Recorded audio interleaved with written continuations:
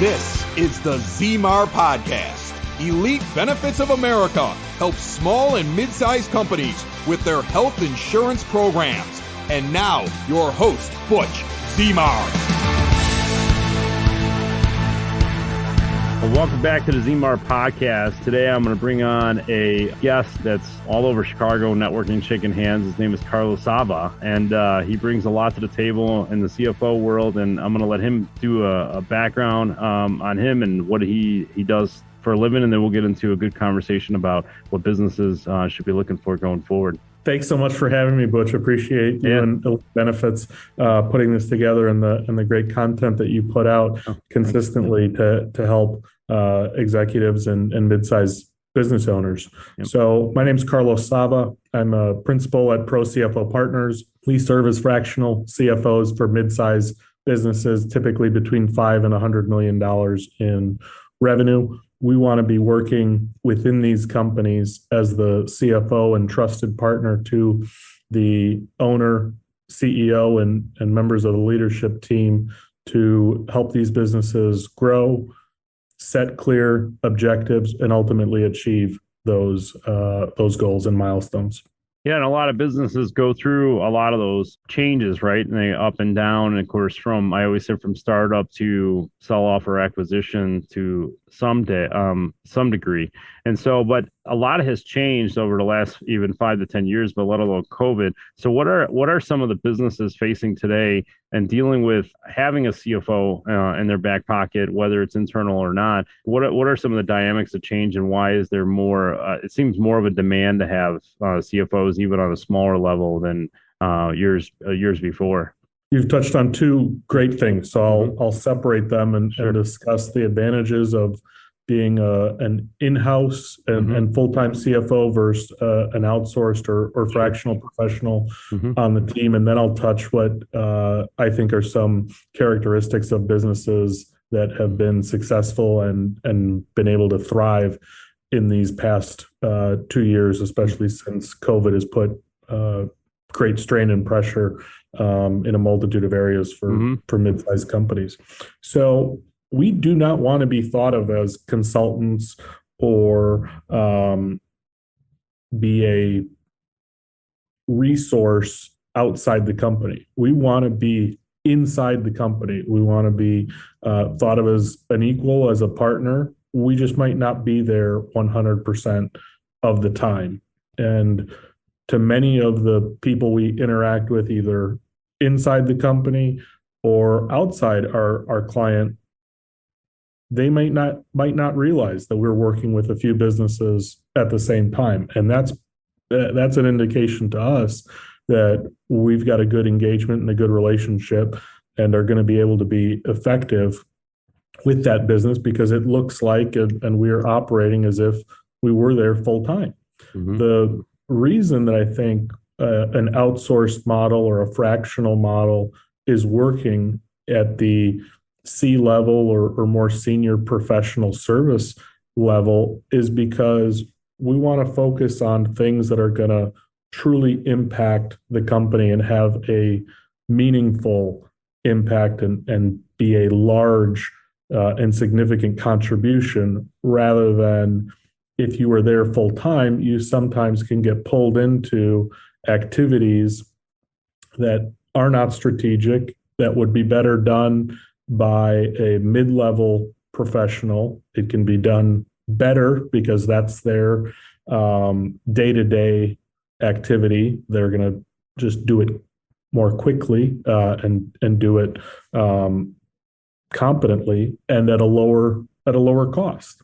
So, and this is going to apply to all sorts of professionals, be it CFOs or marketing officers, legal counsel, I think is another area where we've seen this, that the expertise is still there, but at a mid-sized company, that expertise isn't needed 50 hours a week. And it's really about working smarter than harder and utilizing the other resources within the business so that it can be done efficiently. So what are a couple things that I've seen for businesses to be effective and been thriving in these last 2 years. I'd say first is the ability to adapt. And this has happened internal to companies, how they deal with their workforces, and external, how they deal with customers, sourcing. Everybody's had to make changes. And those that entrenched themselves more, I think were the ones that struggled the most. Be it struggling to retain the quality workers that they had on the team, struggling to meet their customers' needs, struggling to hold on to customers when their competitors were willing to do something different or adapt to the new customer needs. And if you stayed entrenched, you absolutely had to have felt pain. So what a stronger CFO is going to do, it's going to be, I think, twofold. One, it's understanding the numbers and how that data and how those numbers can drive a more effective decision and result. If you don't know what the financial implication of making a change or some adaptation is, how do you know if you should do it when you can't quantify it? Right. That would be, like going back to your Navy days, it'd be like flying in the dark without radar. You can't do that. You need that data. And then two, these are also often our clients are all mid-sized companies. So leadership and expertise is not in abundance. So with that level of finite people that should be at a table making critical decisions, we can be incredibly helpful and a voice of reason, a voice of optimism, a voice of support, especially when I'd say the businesses that were the hardest hit. We've been through this. We've been through cycles. We've seen all sorts of companies. One of my old bosses used to say, it's never as good as you think it is, and it's also never as bad as you think it is. So that even keel sometimes is going to be necessary to help a business weather the storm and make good decisions as a collective group to drive the organization forward. Sure. You bring up a lot of great points there. And I know in smaller companies, when they hire in-house CFOs, they end up becoming part of operations because, like you said, there's not a demand for CFO work for 40, 50 hours a week. And so therefore, now they're making operational decisions or they're involved in things that are lower value tasks to what they're doing. And it becomes wasteful in some ways because they're overspending on that compared to an outsourced CFO. But if we were to, just walk through some of how do they get to that point of when do they actually need it? And so when they're on a smaller scale on a startup, obviously you put a benchmark at about 5 million.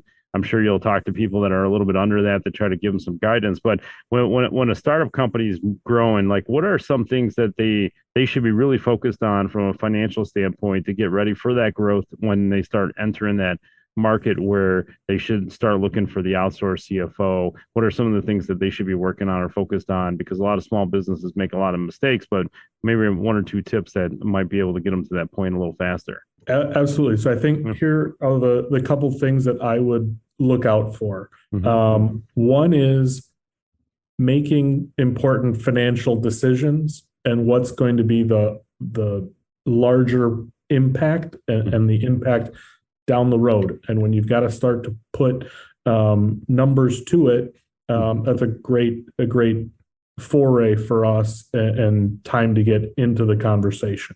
What's the revenue model? How are we going to charge customers? What can we do in this business that's going to make it stickier? Or what can we do to make it more appealing for the customer, but maybe also more consistent for us as a business to plan it out? Right. And recurring revenue models are of course, a perfect example of that. The second thing that I'd say is, yes, most of us have some background in accounting. As we become more senior in our involvement and experience, the accounting is a core and key function to it. But what separates a good controller from a CFO is the additional hats and experience that we have. And that's why you'll often see within a functional chart of a mid-sized company, the CFO not only has accounting and finance, but ends up with other departments that are of significant importance, be it HR, operations, as you mentioned, insurance, yes, right, legal, and that ability to help out and take a senior role and responsibility for those areas is what's going to set apart a CFO from a controller. And you bring up a good point. There's a lot of confusion and overlap between a CFO and a controller. What's the simplest way to understand it for some of these smaller companies that are starting to grow? I would think that one of the big things is going to be helping set strategic decisions. And controllers are excellent at gathering data, especially things that can be backward looking. If it's time to make a decision about what we're doing going forward, a CFO is going to take a very different, have a different lens or a different point of view and make different recommendations as to what the business is looking like. And that's really what's going to be most important if you are the CEO or a stakeholder in the company. It's not so much about what's happened in the past. It's where's this going? Where is it going? Yeah, predictability. And it leads us into another thing I wanted to bring up was some of those things to look for change. So we went from startup and now we're in growth mode. So now we're in the 50 to 50 million, right? And so how do we, maybe you have some pointers. All right, now you're outsourcing to a CFO in some degree. Maybe some common mistakes during those growth modes to watch out for, and then obviously to keep projecting beyond 50 million. I would say the best CEOs and operators I've worked with know their people, know their business to a very low level. Understanding the mood of the cleaning person and the administrative assistants, knowing everybody's name, how they're performing. That's a key for a lot of businesses and operators' success. So I would encourage to owners, even as they get bigger, to continue to stay at that detailed level. Or as they build up the management team, recruit managers that can do the same and help understand what is happening at all levels of the organization. Sure.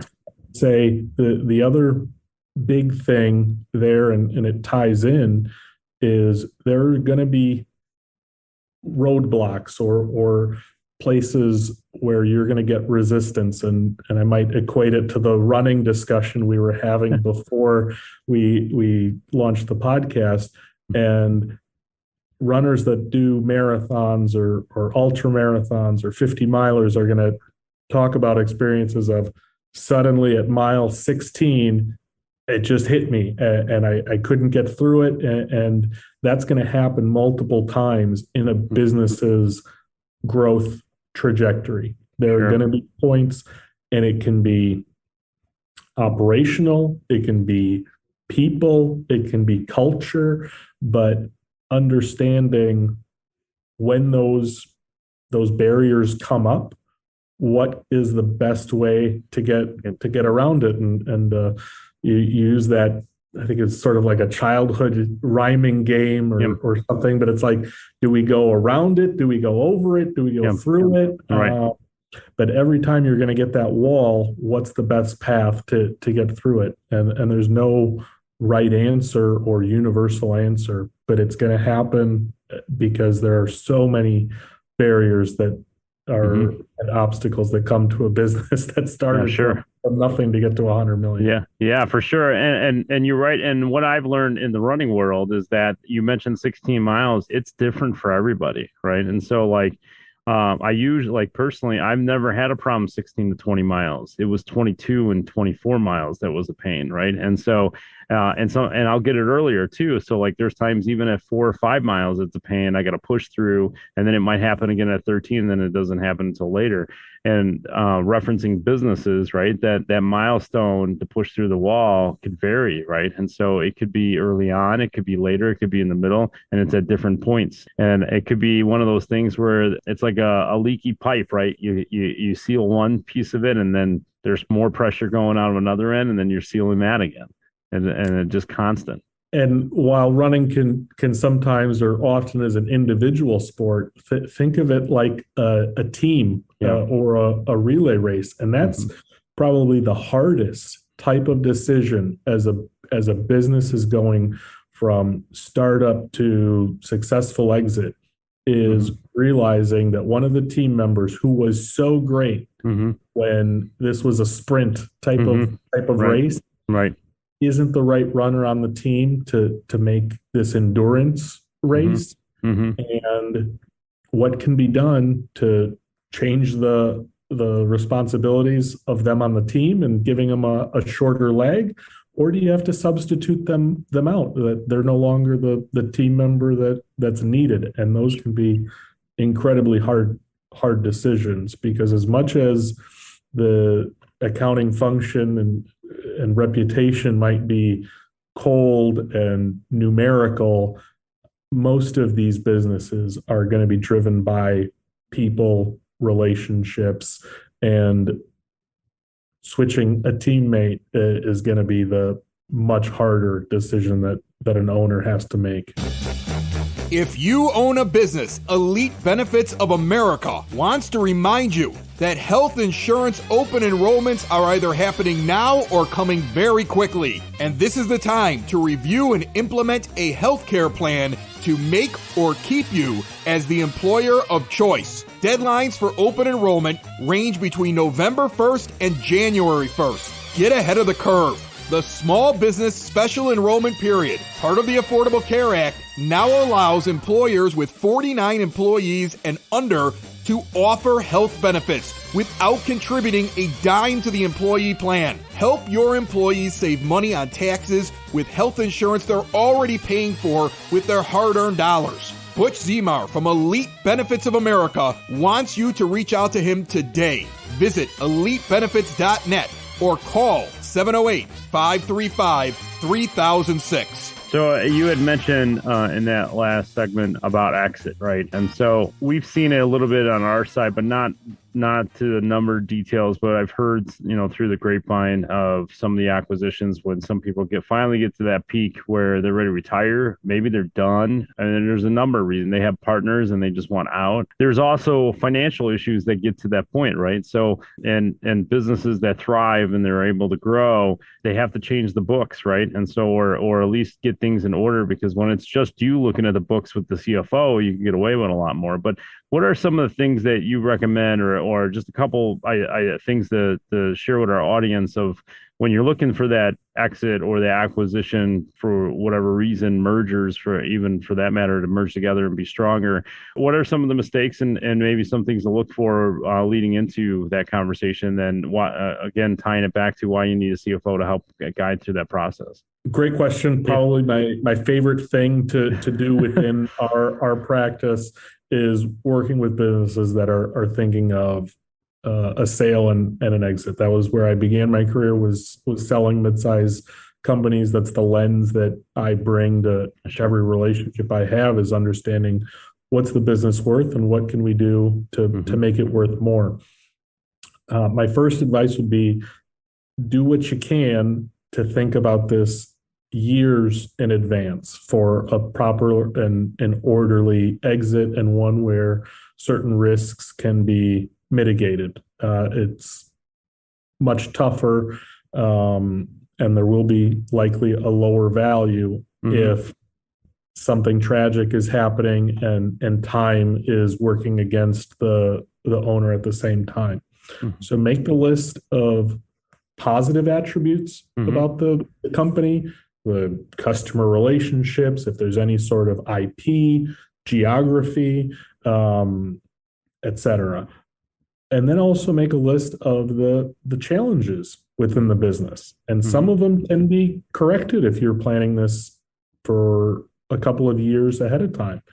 Some of those expenses that we know business owners are expensing through the business, but might have a mix of personal and business benefit to it. Maybe stopping those, understanding certain people within the organization and if they should be there when meeting a prospective buyer, and if they're going to be the right person to hold that seat post sale. Not all of the transactions are going to go the same way and have the same people involved.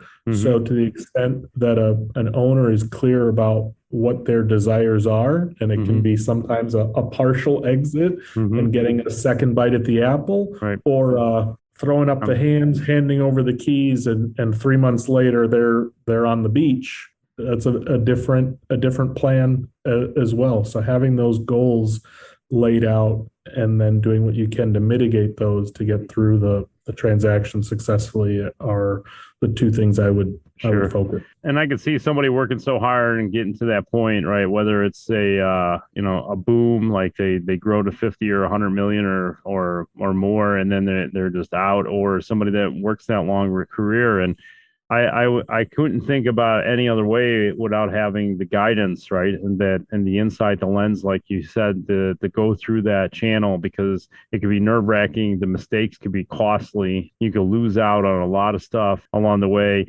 And a lot of it comes down to money, right? And there's just about dollars, right? And so you could lose a lot of money in the long run if you don't do the things in the right order.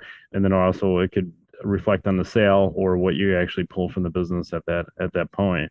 Can you give our audience just a couple tips on if this outsourcing idea of CFO seems intriguing to them? What are some of the things that they should be looking for? Because obviously not all CFOs are created equal.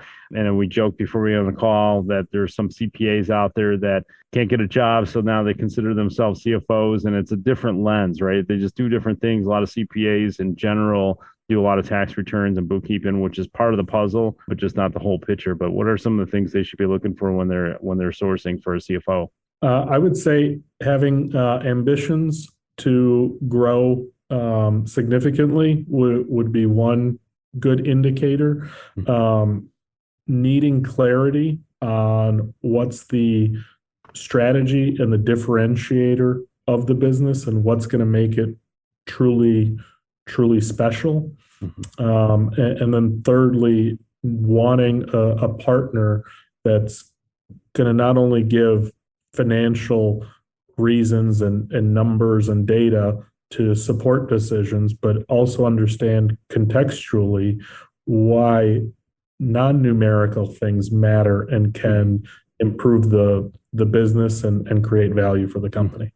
Yeah, and this has definitely been great. And if somebody wanted to reach out and get more clarification on some of the things that we talked about, or expand that conversation with you, what's the best way that they could reach you? Love phone calls and emails. My phone number is 608-338-5112.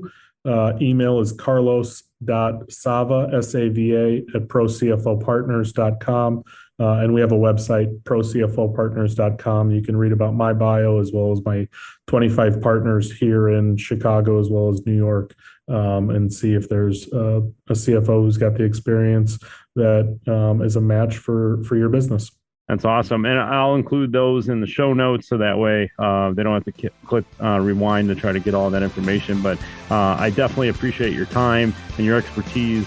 Absolutely. Thank you so much for having me. Appreciate the content you put out to help the mid-sized business community here in Chicago.